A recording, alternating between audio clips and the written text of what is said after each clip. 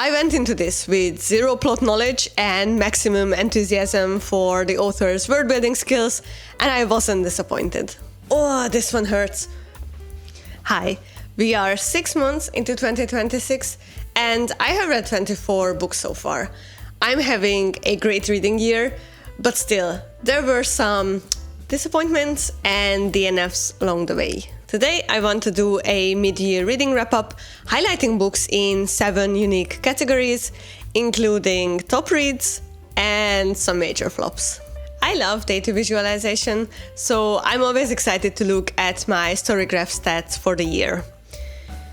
Not surprising that romance and fantasy remained my most read genres, but seeing that contemporary fiction cracked my top 3 in the first 6 months was not what I expected, even being a huge mood reader. It's all thanks to one specific author, which I will reveal in one of the categories. So, the stats are fun and all, but the actual stories behind them is what matters. I've narrowed it down to 7 categories to summarize my reading year so far, and we are starting strong with the book with the strongest opening chapter. When I think about books with strong openings, the one that immediately comes to my mind is Blood Over Bright Haven from M.L. Wong, which was one of my top reads of 2025. This year, I cannot say I have found an equivalent yet, but the one that stood out was The Knight and the Butcherbird, which is actually a short story from Alix Harrow. I went into this with zero plot knowledge and maximum enthusiasm for the author's world-building skills, and I wasn't disappointed. Let me read you the second sentence. This was early August, 300 and some odd years after the apocalypse, during one of those heat waves that dries up the creeks and kills the corn. It's such a good visual, the juxtaposition of mentioning something super dramatic, but also something super mundane, like the corn drying out. You know how some 500 plus page stories spend ages on setting the scene, and here we get a throwaway sentence, and my brain immediately latched onto it. What apocalypse? What happened in the 300 years? I want to know more! I don't want to spoil the plot, so you need to read it for yourself. But let me say that Alix Harrow gave a masterclass on how to tell a compelling story in just 40 pages that left you emotionally fulfilled, but also craving to know more. If I say that the previous book ended up being a highlight read, even though I had zero expectations, this next category is the complete opposite. The potential 5-star read that ended up being a DNF title goes to A Steeping of Blood. Oh, this one hurts. I still love the author. I still maintain the opinion that she's the master of combining tension, betrayal, and attraction in her plots. But this one, I couldn't finish even after reading 300 pages. And there's a very clear reason why I wasn't hooked. This one is the second part of the Blood and Tea duology, and everything that made the first part good was missing for me here. The first part was high stakes with clever heists, sizzling tension, vampires and tea houses, while still exploring identity and colonialism. This one, on the other hand, was lackluster when it comes to heist plotting, the tension went flat, and the characters faced a lot of issues where the solutions were just so boring and bland. I really tried to love it. I read it until like 70%, but at that point I realized I wasn't even interested to skim the rest of it, so I ultimately DNF'd it. Out of the 4 books from the author, I still adore 3, but this one was a major flop. Coming back to the highlights, in the next category I want to talk about the book series that completely pulled me in, and that was the Captive Prince series. Hear me out.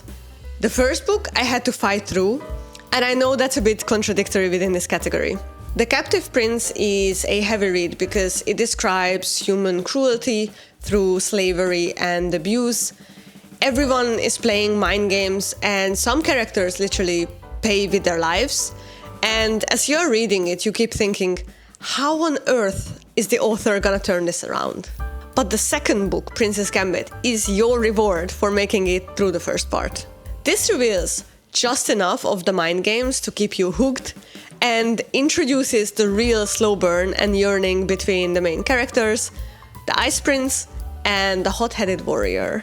The last part, King's Rising, is the crown jewel, where all the political intrigue and tension will boil over, and it's so beautiful. Get through the first book, and you will not be disappointed with this series.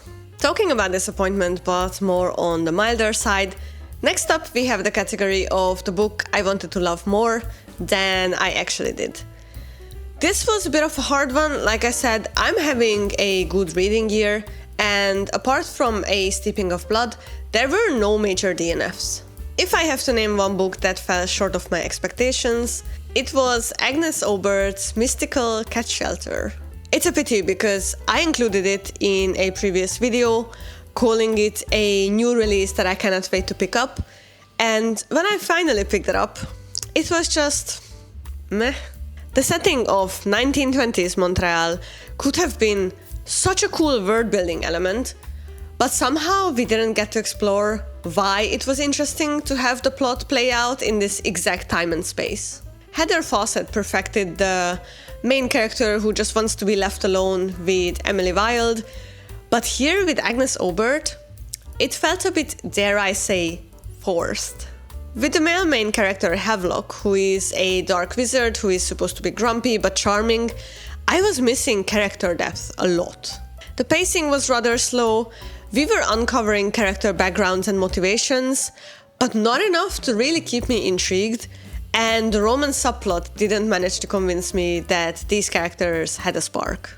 I didn't have any major gripes with it, certainly not enough to DNF it, but this book just fell flat, even though I was prepared to love it. After some mediocre reading experiences, I tried to branch out more this year to explore new subgenres. And I'm happy to report that there was a book that taught me something new about my reading taste, and that was Hazelthorn. I haven't heard about botanical body horror in a gothic fantasy setting before, but I ate this one up. The descriptions painted the scenes so vividly, with a lot of details about the ruby red colors in the house, the creeping vines on the floorboards, a lot of mouth metaphors of hunger and chewing and crunching under teeth. These eerie vibes really fit the central plot of two boys who have a complicated relationship. There is obsession, there is anger, betrayal, but they are also forced to rely on each other. It is an intense read, but if you're up for it, it's definitely a memorable one. I've heard that some of the author's other books also feature botanical body horror, so I need to check those out too. Let me know if you have any other recommendations for this subgenre. Now we are finally at the category I teased at the beginning.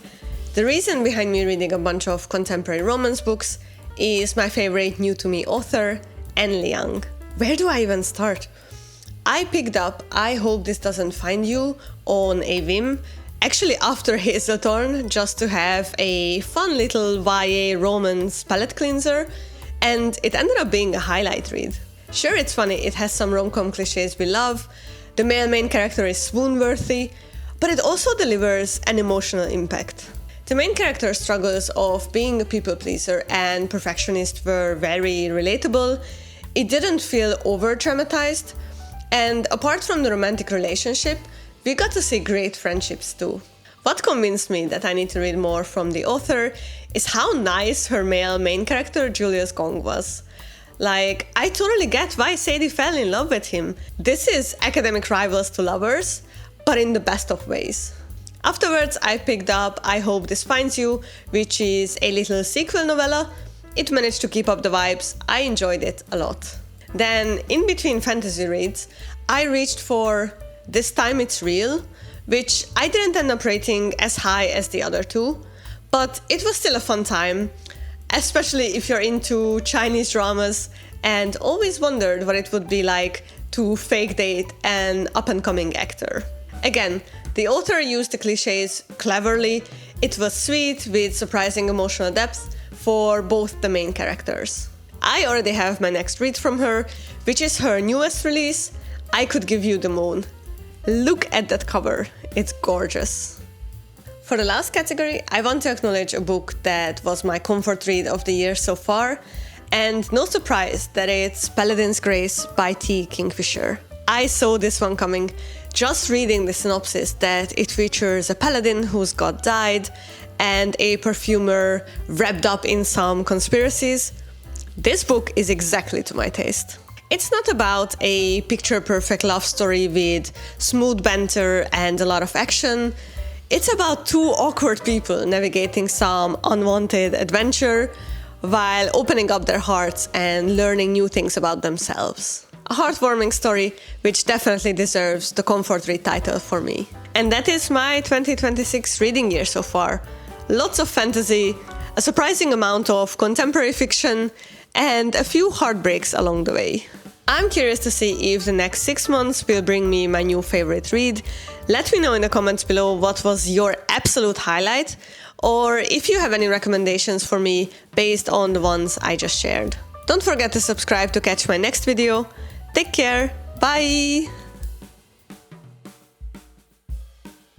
So I'm always excited to look at my Storygraph stats.